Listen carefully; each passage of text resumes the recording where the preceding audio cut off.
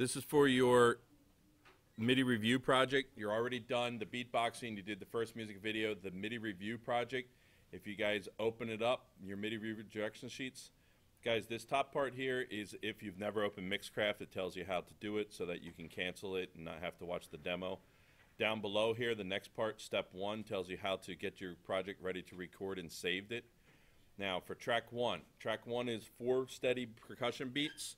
It's just going to be your choice of instruments, but it's 4 steady beats per measure for 12 measures. Down here, step 3, this is your blues bass line. Guys, down below, C, C, C, F, C, G, F, C, this is exactly what you're going to be playing. This is the blues bass line. You're going to be using the keys below middle C. So if you look at the chart up there next to the wall, it's the notes that are in red. You'll notice there's 2 C's, there's 2 F's, there's 2 G's. Which one do you use? It's your choice. As long as it's below middle C, you can use either one. The final step then is your creative melody. This is your blues scale. The blues scale is C, E flat, F, F sharp, G, B flat. Up on the chart, it's the ones that are written in blue, and they're to the right of middle C. As long as they're to the right, you can do it any rhythm you want. It does not have to be on the beat. So, opening up Mixcraft here. What you're going to choose, and I'll just tell you the directions as we go along rather than flip back and forth. You're going to be using Build Virtual Instruments. You're going to open Build Virtual Instruments. Now, we have 2 tracks here. We need one more track. So I go to Add a Track, Insert Virtual Instrument. Now I have my 3 tracks. The first track we said was going to be percussion. So I click on the instrument here to change instrument.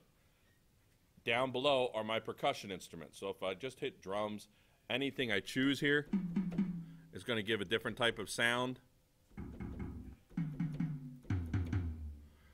Once you choose your instrument, you close it down. You need to arm that track. That way it knows to record that sound. Now as I play it, you actually see it go along. One of the things you want to change, down below here, this is your metronome. Guys, if you hit your metronome down here, you want to hear the metronome during your recording, and you want to have at least 1 measure to record. So you hit OK. Now when I hit the record button over here, you're going to hear 4 beats, then it starts to move. Now it starts to actually move. Now 120 is kind of fast to record it to. My suggestion, bump it down to like 100 or 90 or something like that. It'll just make it easier for you. It's not quite so fast. Makes it easier to be on the beat. So if I just record this real quick, every 4 beats.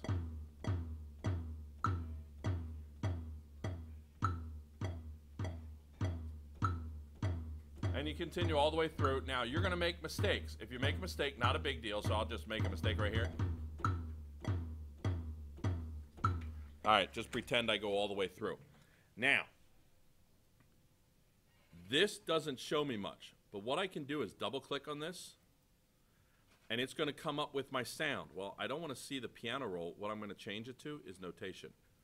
When I change it to notation, I can see what notes I have. Now, the tidy notes, it tells us the tidy notes to 1/8.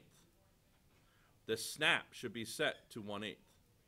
When you snap and set it to 1/8, it's going to make it so you can see the notes. Wherever you click on the beat, that note should be starting right then and there. Now if I go over here to measure 5 or 6 or something. No. There we go, measure 6.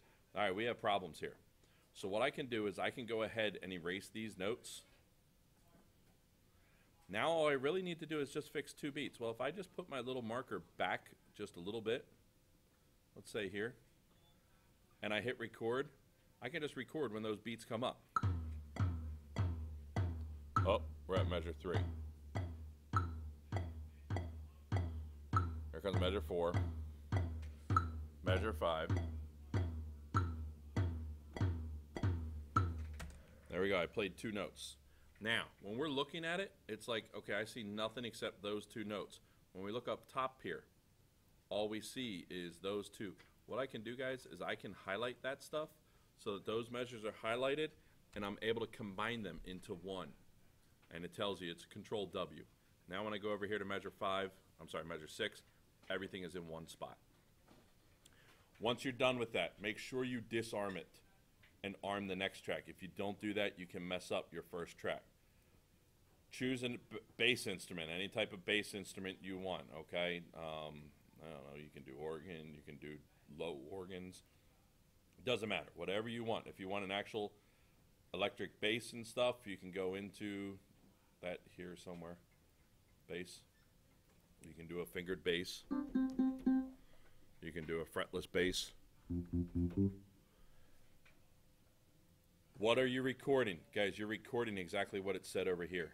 C, C, C, F, F, F, and so on. So make sure you rewind it. Then when you record it, you're going to hear both tracks.